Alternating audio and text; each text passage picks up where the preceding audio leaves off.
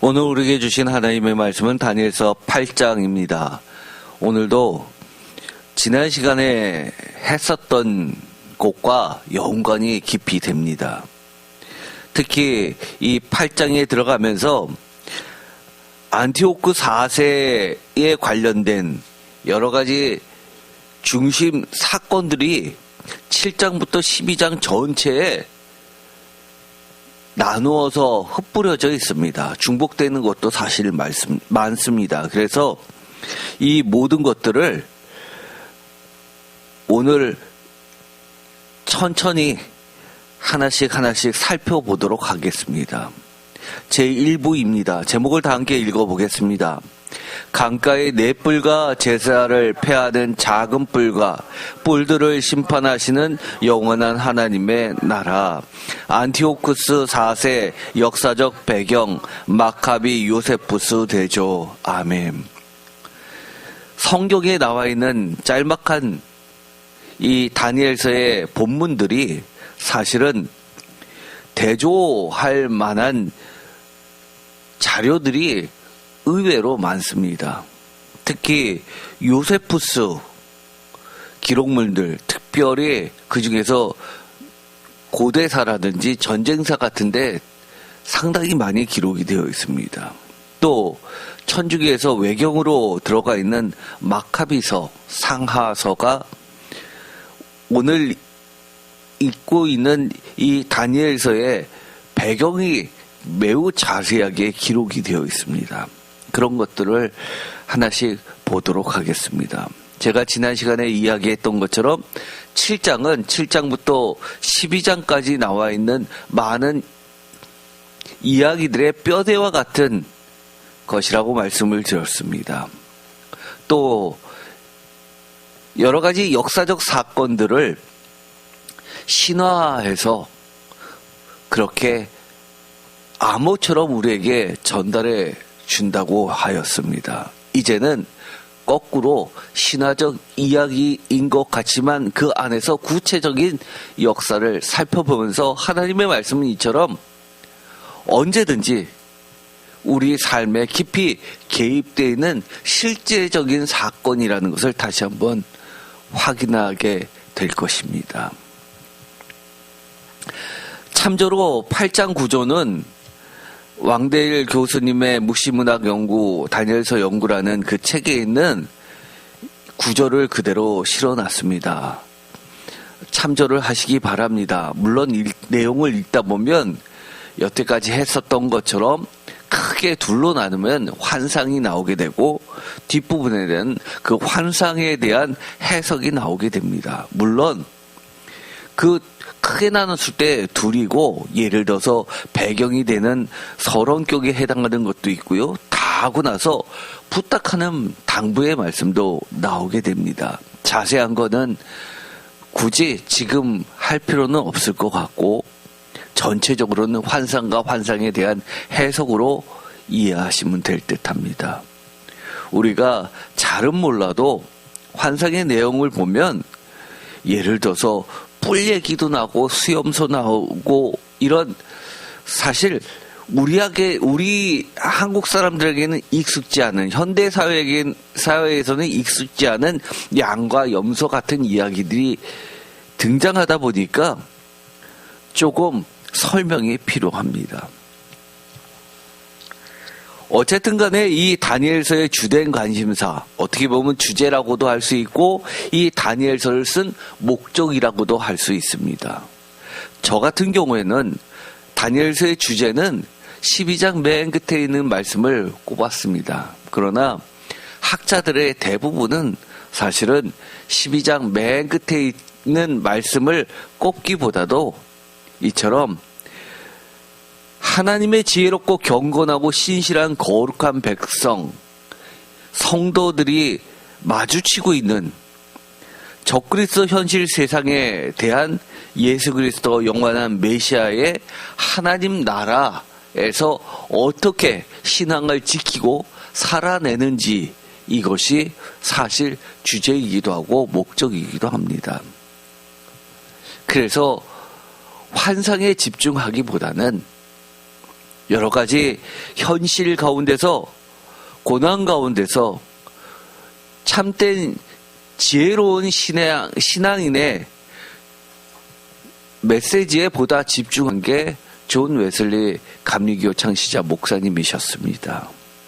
그럴 만한 충분한 이유가 있었고, 또 그거에 대한 평가도 사실 제 개인적으로는 아주 높게 치고 있습니다. 우리도 그렇게 읽어야 된다는 것이죠. 다니엘서 8장 25절은 그가 만왕의 왕을 대적할 것이나 그가 사람의 손을 말미암지 않고 깨어지리라 라고 하는 이 말씀을 왕대일 교수는 중요하게 봅니다. 이것이 바로 메시지죠. 주된 메시지입니다. 아무리 세상이 세다고 해도 결국은 사람의 손을 말미암지 않은 예수 그리스도, 하나님의 직접 심판하시고 하나님의 나라를 성도들에게 주시고 성도들이 하나님을 잘 섬길게 할 수 있도록 해주신 하나님의 간섭을 이야기하고 있습니다. 경영이죠. 작은 뿔의 권세는 세상의 권세입니다. 작다라고 하니까 느낌이 안 서겠지만 사실 작지 않습니다. 절대 권력을 이야기합니다. 다니엘서 7, 8장의 저자는 주전 2세기 중엽 마카비 형제들, 하스몬, 나중에 하스몬 가문이라고 하죠. 하스몬 왕조를 세웠는데 이 마카비 형제들이 혁명을 지지하지 않고 있다고 보아야 한다고 이야기합니다. 이것에 대해서는 저도 동의를 하고 이미 설명을 드렸습니다. 왜냐하면 이들이 안티오쿠 4세가 성전을 더럽히면서 이교도의 제사를 지내려고 할 때 혁명을 통해서 성전을 정화시킨 사건은 높이 살만합니다. 그러나 그 이후에 벌어져 있는 사건, 연속된 사건들 모두는 사실 하나님의 나라하고는 상당히 멀어질 뿐이었습니다. 오히려 다니엘서는 이처럼 마카비 형제의 혁명적 방법에 지극한 비판을 제시하고 있다고 명확하게 주석을 달고 있습니다. 반드시 이 싸움은 천상의 세력에 의해서만 종식될 싸움이라는 겁니다. 이 점은 다니엘서 11장에 보다 구체화된다고 말씀을 하고 있습니다. 이처럼 우리가 지난 시간에 봤던 것처럼 7장, 8장, 9장, 10장, 11장, 12장 할 것 없이 여러 군데 계속 모자이크처럼 깔려 있습니다. 제가 블로그에 8장과 관련되어 있는 성경의 개역개정 중심의 본문과 이거에 해당하는 마카비서와 요세푸스의 기록물을 같이 병렬 구조로 표를 만들어서 올려놓은 게 있습니다. 참조하여 보시기 바랍니다. 예를 들어서 다니엘서 8장 13절에서 14절 2300주야 이야기가 나오고요. 그때 성소가 정결하게 되리라라는 이야기가 나오는데 마카비 상 4장 36절에서 35절 36절에서 59절까지 보면 이런 내용들이 들어가 있습니다. 그들이 성소를 정결하게 하고 제단을 다시 세웠으며 키슬레브 25일의 봉헌을 지켰다. 백성은 8일 동안 큰 기쁨으로 절기를 지켰다. 마카비야 10장 1절에서 8절까지는 유다가 형제들과 함께 성소를 정결하게 하고 봉헌을 지켰으며 산제단을 새로 세워 희생을 드렸다. 유대고세사 요세푸스죠. 사실 요세푸스는 21세기의 성서학자들에게서는 높이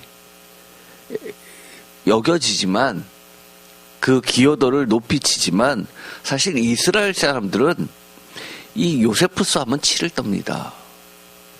조선의 이완용 같은 사람이죠. 배신자입니다. 제사장 출신이었지만 예루살렘 지형을 너무나 잘 알고 있었기 때문에 로바군이 예루살렘을 함락할 때 지형적으로 잘 몰라서 어려움을 겪습니다. 가장 긴 기간을 싸운 전투로 기록될 정도입니다. 그런데 티투스가 이 요세푸스의 도움을 받아서 지리를 명확하게 깨뜨리고 요세푸스의 좋은 대로 예루살렘을 함락시키고 그리고 나서 그 덕에 황제가 됩니다. 요세푸스는 그 공으로 로마에서 여러 가지 혜택을 입게 되고 로마 황제 도서관에 기록물을 남기게 됩니다. 두루마리 두 세트를 기록하게 해서 남기는데 그게 지금의 요세푸스 전집입니다. 걸출한 작품이죠. 아주 자세하게 기록이 되어 있어서 예수님 시대의 역사 기록물 중에서 가장 상세하게 기록되어 있는 것으로서 평가되고 있을 정도입니다. 이처럼 성전을 봉헌하고 또 불을 켜면서 그리고 축제를 제정했던 사건이 유대고대사 1276에 기록이 되어 있습니다. 1276이라는 것은 유대고대사 12권의 7장의 6번을 이야기합니다. 이것은 하나의 약속처럼 되어 있죠. 지금 요세푸스의 기록물들을 현대판처럼 이렇게 편집을 해놓다 보니까 쪼개지는 순서가 틀리죠. 과거에는 두루마리로 되어 있는 것을 어쨌든 보관을 그 형식을 맞춰야 되다 보니까 쭉 쓰는 게 아니라 단락을 나눠서 표시를 해뒀는데 이것이 세계 표준이 되고 있습니다. 두 개의 기준을 쓰고 있는데요. 1276 이것은 로에브라는 세계에서 유명한 출판 기록물인데 그 기준을 따르고 있는 표식입니다. 성전 봉헌을 지금도 한우카라고 지키죠. 절기. 이 한우카로 표준 매칭을 하고 있고요. 2300은 1150일로 그렇게 요즘의 학자들은 대부분이 보고 있습니다. 이것에 대해서는 나중에 자세하게 설명을 드려야 될 듯한데 어쨌든 개역 개정 성경에는 2300주야라고 되어 있어서 2301로 보는 학자가 있고 또는 2300주야에서 하루를 낮 시간 하나를 밤 시간에서 상번제를 언급했기 때문에 아침 상번제, 저녁 상번제에서 해 뜰 때와 해 질 때를 이야기해서 하루에 2번씩 상번제 예배를 드리니까 이것이 반으로 쪼개져서 1150일로 계산하는 두 개의 의견으로 나누게 되는데 메인이 1150일입니다. 그래서 다니엘서에 보면 날짜가 굉장히 많이 나옵니다. 예레미야 70년 얘기도 나오고요. 또 나중에 이것이 더 지연돼서 3년 반도 나오고 또 한 달 정도가 뒤로 미뤄지고 이런 날짜들이 나오는데요. 이단들이 이 날짜를 계산해서 여러 가지 소설을 써내고 있죠. 이런 것들을 다 경계해야 됩니다. 어쨌든 간에 지금은 주류가 거의 학계의 90%가 1150일을 지지하고 있습니다. 또 다니엘서 8장 25절에 보면 이런 말씀이 납니다. 마침내 그가 사람의 손으로 말미암지 아니하고 깨지리라. 도대체 이게 무슨 말이었을까요? 이것은 마카비하 9장 5절에서 9절까지를 보면 그는 하늘로부터 내린 재앙을 받아 몸이 썩고 구더기가 나며 자기 몸 냄새로 군대가 견딜 수 없을 정도가 되었고 라는 구절이 나옵니다. 또 비참한 죽음을 맞았다라는 얘기도 나옵니다. 유대고대사 12, 9, 1에서 2까지 보면 그는 갑작스러운 병으로 쓰러져 비참히 죽었으며 그의 최후는 교만의 보물처럼 보였다라고 기록하고 있습니다. 그래서 성서학자들이 이게 그런 뜻이구나라고 알게 된 겁니다. 사람의 손이 아닌 최후의 전형적인 연결, 성경에서 가장 대표적으로 사람의 손을 빌리지 않는 하나님의 심판, 가장 대표적인 게 질병 같은 거죠. 그리고 전쟁, 풍토병, 전염병 이런 것들이 되죠. 아니면 사자에게 찢겨 죽은다든지 이런 이야기들이 나오게 됩니다. 다니엘서 8장 11절에서 14절 이 이야기는 심지어 다니엘서 11장 30절 하반절에서 31절까지도 나오는 말씀입니다. 겹친다는 이야기죠. 매일 제사, 상번제를 이야기합니다.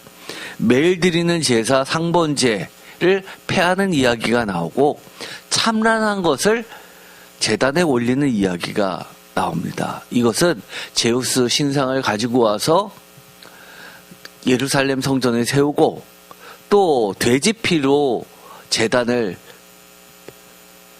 부정하게 만들고 이런 사건들이 나오게 되죠. 마카비상 1장 41절에서 64절까지 보면 주요 부분만 발췌하면 다니엘서하고 관련된 것만 뽑은 겁니다. 왕은 번제, 희생 전제를 금하고 참람한 것을 제단 위에 세우라 명하였다. 마카비하 6장 1절에서 6절 제우스의 제단을 성전 제단 위에 세우고 안식일과 절기를 지키지 못하게 하였다. 요세푸스의 고대사 12.5.4, 12.7.6 제사 폐지 우상제단 설치에 대해서도 언급이 나와 있습니다. 이것은 매일 드리는 상번제의 제사를 중단시키고 참람한 것이라고 다니엘서에서 표현되어 있는 것은 다름 아닌 제우스 제우스 신상을 설치한 것을 구체적으로 이야기한 겁니다.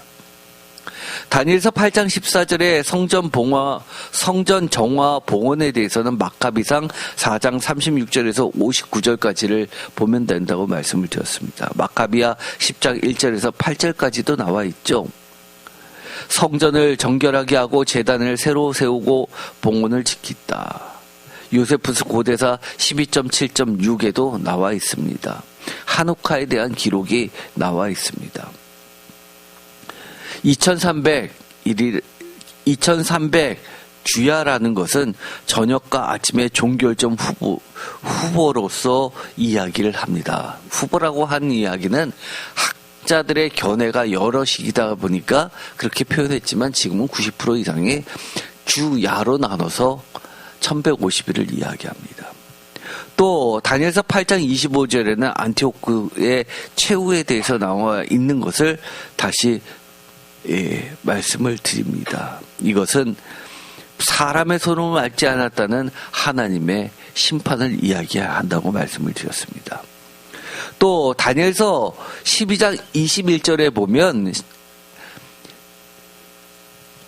아까 서론에서도 말씀드렸던 것처럼 이 다니엘서에 나와 있는 사건, 8장에 나와 있는 사건은 일부만 나와 있고 그러면 안티오크 4세가 어떻게 등극했는지 그리고 어떤 정책을 폈는지는 또 다른 장에 부분 나와 있습니다. 그것을 보면 11장 같은 경우에 나와 있는데 예를 들어서 다니엘서 11장 21절에 나와 있는 이 내용이 마카비상 1장 10절에서 11절까지 죄인들이 일어나 이스라엘 가운데 언약을 버릴 것을 제안하였다.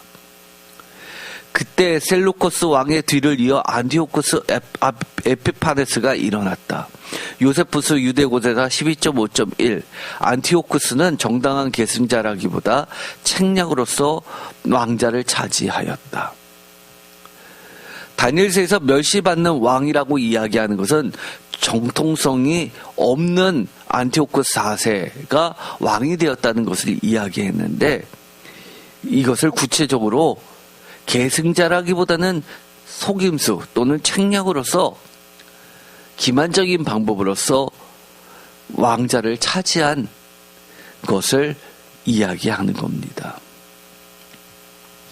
또 다니엘서 11장 22절에는 안티오쿠 4세가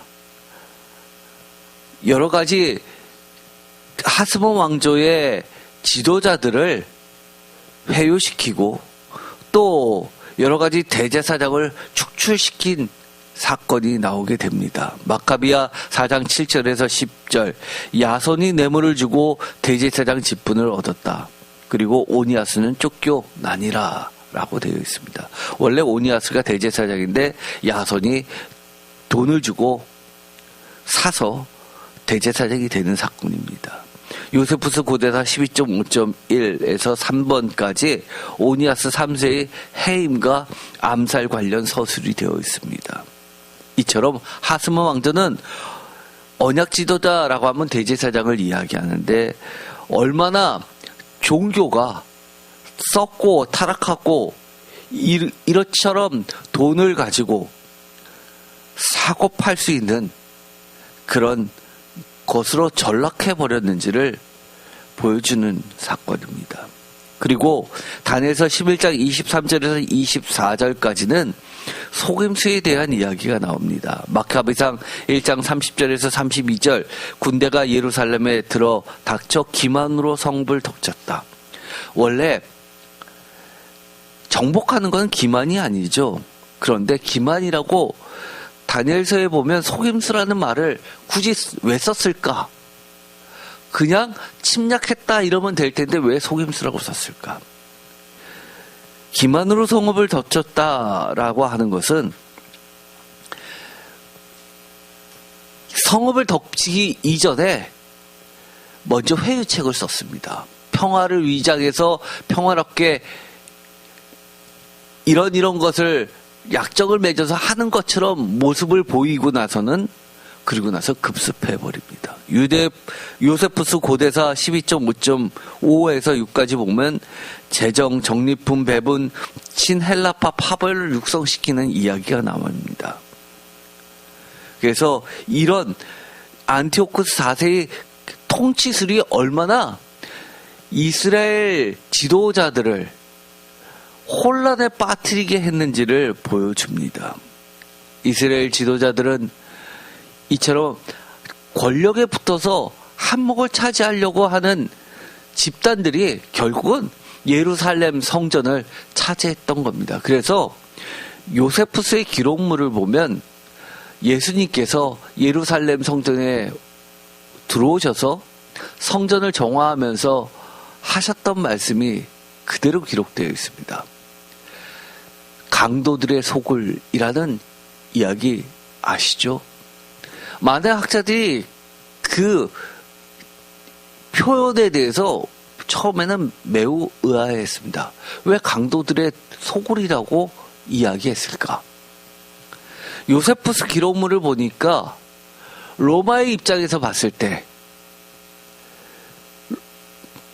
반로마적인 세력들이 군사적 폭력을 통해서 예루살렘 성전을 탈환한 사건을 그들은 폭력배 강도떼라고 봤던 겁니다. 그래서 공식적인 문서에 보면 그들을 강도들의 떼라고 칭했던 부분이 나오는데 요세푸스가 행정 문서를 그대로 요세푸스 기록물에다가 집어넣습니다. 그것으로 봐서 예수님이 강도들의 소굴이라고 했었던 것은 시기적으로 더 앞선 시기니까 예를 들어서 마가복음은 65년 전후죠. 65년에서 70년을 봅니다. 요세푸스 기록 연대는 90년까지도 봅니다. 그런데 70에서 90년 사이에 기록이 되었다고 보는데 이미 예수님 시대에도 하스몬 왕조들을 바라보면서 강도들의 때라는 표현이 일반 사람들에게 널리 사용됐던 용어였을 것으로 추정을 하는 겁니다. 그런 것을 봐서는 이 다니엘서나 예수님이나 이들의 방법에 대해서 그리고 이들의 형태들에 대해서 동조하지 않았었던 순수한 신앙을 가지고 있었던 일부 부류들입니다. 다니엘서 11장 25절에서 27절까지 보면 이 11장은 지난 시간에 읽었죠. 남방 원정에 관련된 이야기가 나옵니다. 마카비상 1장 16절에서 19절 보면 이집트와의 전쟁을 이야기하고 일시적인 협정을 맺고 결혼까지 하는 이야기가 나오게 됩니다. 그러나 나중에 그것이 틀어지죠. 요세푸스 고대사 12.5.3에서 4까지 보면 프톨레마이오스와의 전쟁 후 식탁에서의 거짓 약속으로 외교 약정이 깨지고 그리고 그것으로 인해서 전쟁이 발생하는 것이 나와 있습니다. 다니엘서 11장 28절에 나와 있는 귀향길 탄압, 이것은 마카비상 1장 20절에서 28절까지 성전 약탈과 유다 탄압에 대해서 나와 있고요. 그리고 요세푸스 고대사 12.5.3에서 4까지 보면 그 약탈에 대해서 자세히 언급이 되어 있습니다. 다니엘서 11장 29절에서 30절 상반절도 여러 가지 이야기가 있는데 이런 것들은 제가 나중에 하도록 하겠습니다. 다니엘서 8장 1절 나 다니엘에게 처음에 나타난 환상 후 벨사살 왕 제3년에 다시 한 환상이 나타났느니라. 더 이쁘죠? 2절 내가 환상을 보았는데 내가 그것을 볼 때 내 몸은 엘람 지방 수산성에 있었고 내가 환상을 보기에는 을레 강변에서이니라. 여기에서 보면 1절의 도입 부분을 역사적인 이야기로 합니다. 왜 이렇게 시작을 했을까요? 이것은 그만큼 진실되다라는 표현이기도 합니다.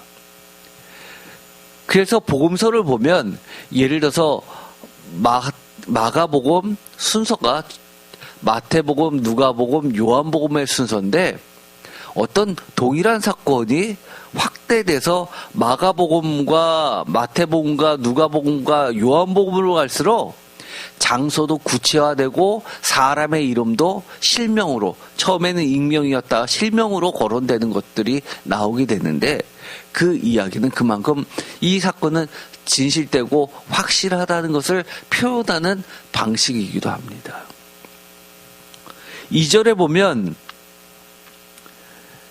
많은 사람들이 왜 이렇게 표현했을까라고 궁금해했던 것이 있는데 고고학을 통해서 밝혀진 겁니다. 내 몸은 엘람 시방 수산성에 있었고, 수산성은 유명하죠. 바사 때도 에스더 같은 경우도 수산성이죠. 도성입니다. 대한민국의 서울과 같은 곳이었죠. 그런데 몸은 수산성에 있는데 내가 환상을 보기는 을레 강변에서이니라. 도대체 을레 강변이 어딜까라고 사실 고고학자들이 많은 노력을 했지만 결국 정확한 위치를 찾지는 못했습니다. 그러나 대충은 지금까지 밝혀진 것은 수산성 근처에 있는 어떤 인공수로였을 것으로 추정을 합니다. 인터넷에 보면 이것에 대한 여러 가지 그림 자료들이 나와 있는데요. 왜 환상을 을레 강변에서 보았냐라는 게 관심사였죠. 예를 들어서 환상을 보기는 수산성에 대한 환상을 보면 되는데 왜 하필 을레 강변이라고 분리를 했을까? 이것은 하나님은 온 땅을 다스리는 것이라는 1차적인 뜻이 있습니다. 두 번째는 특별한 의미, 특별히 을레 강변이라고 하는 것은 고대 도시 바벨론뿐만 아니라 바사까지 도성이 있고, 도성이 있으면 많은 사람이 집중적으로 살기 때문에 반드시 뭐가 필요하죠? 중요한 게 물입니다. 그래서 강변에 주로 이 도성들이 있습니다. 그런데 도성 주변으로 무엇을 놓기 시작했냐면 바벨론 시대 때도 수로를 놓았습니다. 그리고 바사 시대도 마찬가지로 수로를 놓았습니다. 그래서 이 국가의 시스템 중에서 도로와 수로는 굉장히 중요한 기간 산업이고 문화를 측정할 수 있는 고도의 문화를 가지고 있는 국가냐 아니냐를 측정하는 하나의 수단이었습니다. 그런데 이 을레 강변에서 다른 말로 이야기하면 수로죠. 물길입니다. 인공 물길. 이 수로 앞에 주로 어떤 일을 했냐면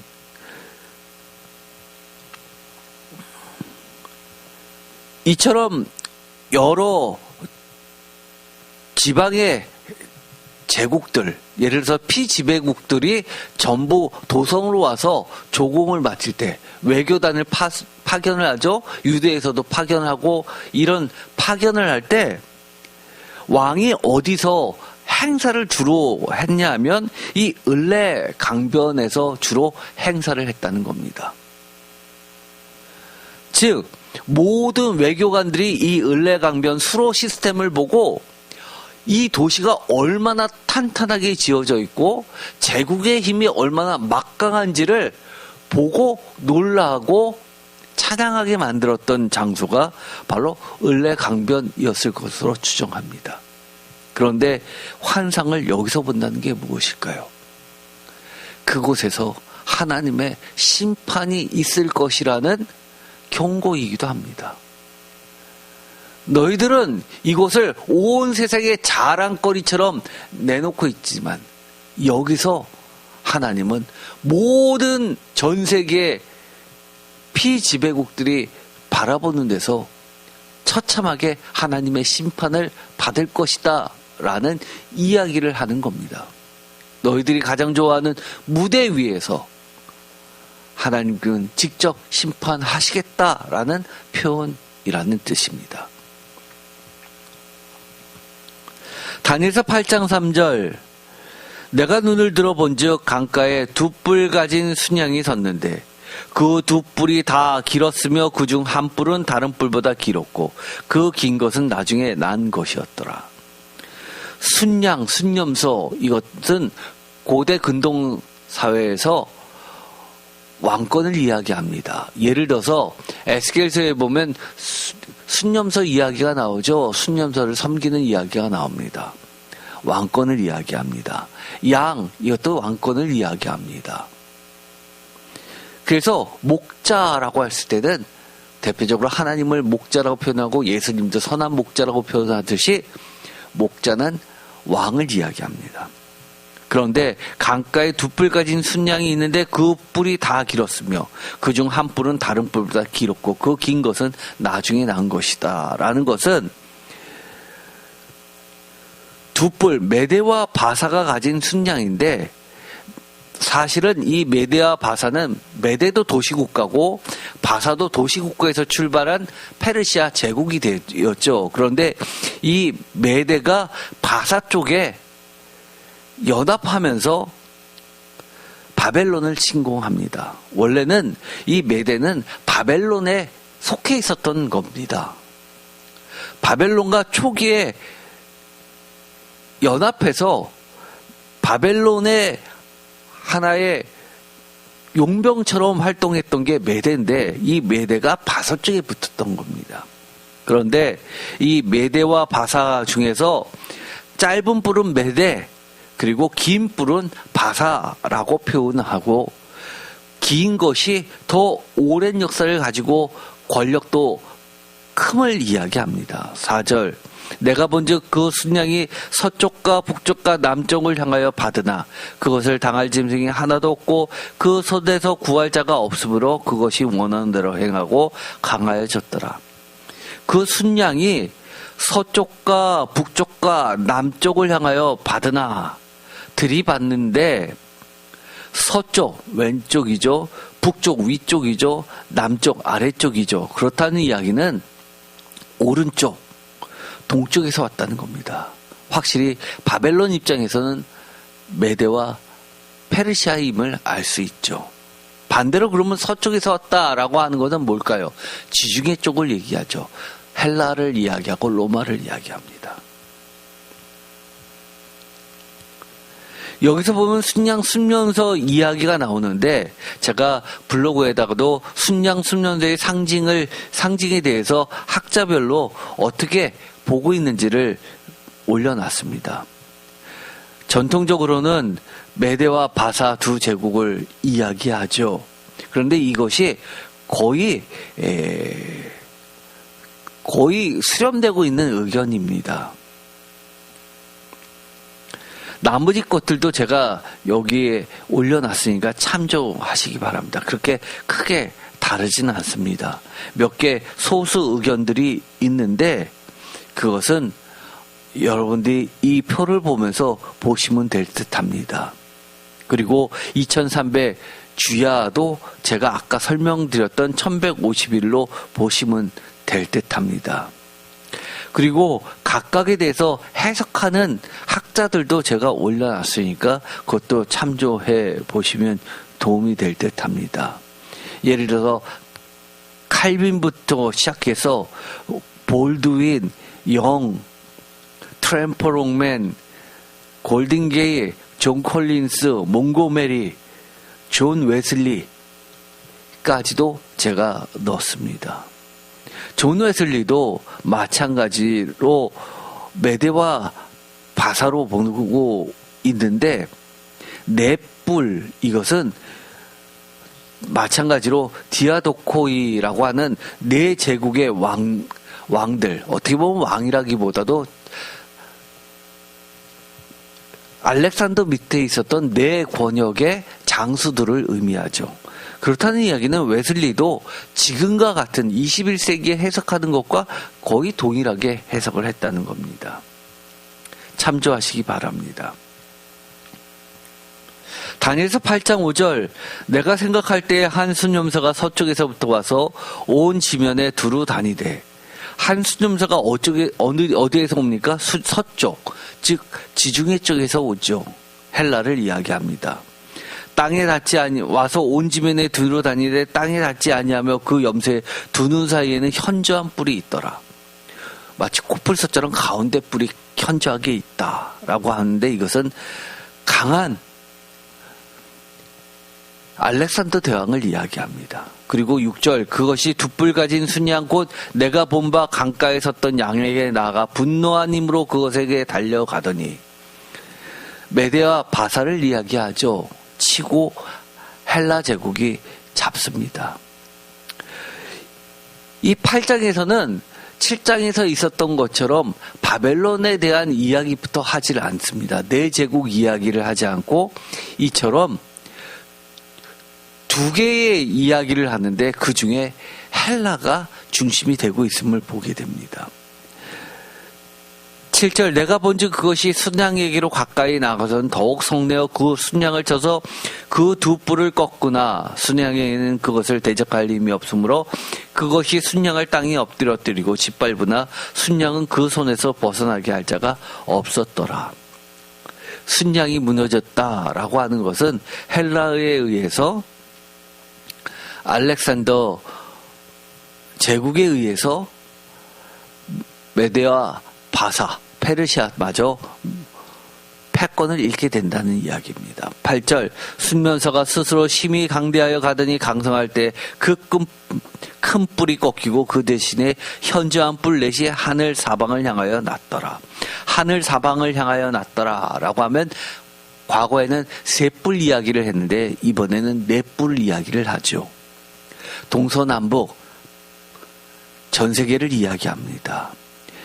헬라 알렉산더 대왕이 죽고 나서 네 지역으로 나눠서 장군들이 서로 패권을 다루게 되죠. 이것을 역사학자들은 디아도코이라고 합니다. 후계자라는 뜻이 돼요. 알렉산더 대왕 사후에 4명의 후계 지도자 장군들에 의한 영토 분할 투쟁사를 다니엘서 8장 8절은 언급하고 있는 겁니다. 그 중에서 시리아 쪽에 있었던 셀레쿠스 왕조를 잠깐 보면 셀루코스 4세 필로파토르는 주전 187년에서 175년까지를 지배했습니다. 이때 온니아스 체제와 긴장 관계를 유지하면서 전쟁, 배상, 조세 정책을 폈죠. 그런데 그 후임인 안티오쿠스 4세 에피파네스 주전 175년에서 164년까지를 보면 이때는 내용이 바뀌게 됩니다. 여러 가지 뇌물을 받으면서 이 예루살렘 하스몬 왕조를 혼란에 사실은 빠뜨리게 하는 정책을 쓴 게 안티오쿠스 4세 에피파네스입니다.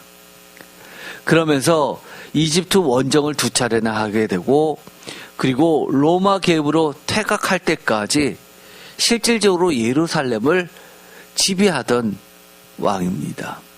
그때 제사를 중단시키고 예배를 중단시키고 제우스 신상을 가지고 오고 이것이 주전 167년에 발생합니다. 그런데 164년에서 163년에 병으로 사망한다는 이야기가 나오게 되죠.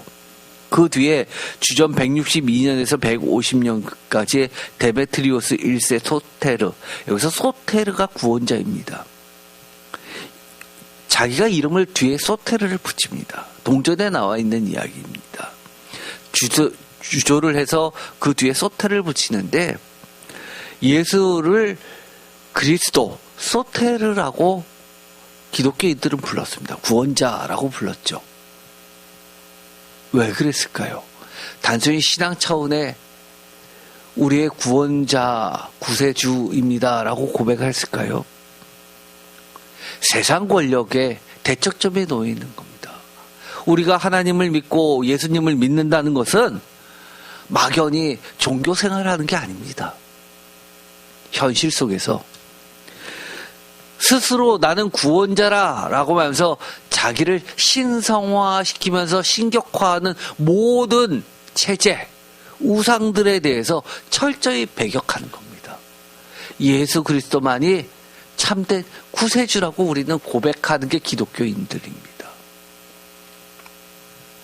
우리가 세상을 살 때는 그래서 핍박을 받을 수밖에 없고요. 참된 기독교인들은 반드시 사탄의 공격의 대상입니다.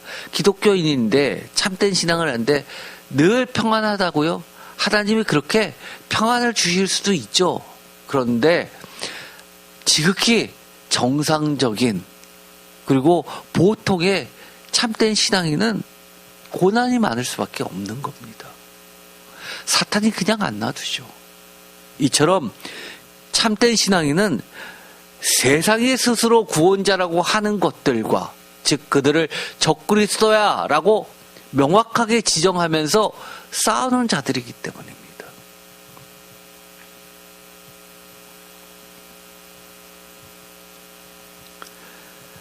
오늘은 여기까지 하고 다음 시간에 나머지 다니엘서 8장 9절부터 하도록 하겠습니다. 다니엘서 8장 9절부터는 어떻게 보면 다니엘서의 가장 핵심이라고 할 수 있죠. 가장 핵심에 해당하는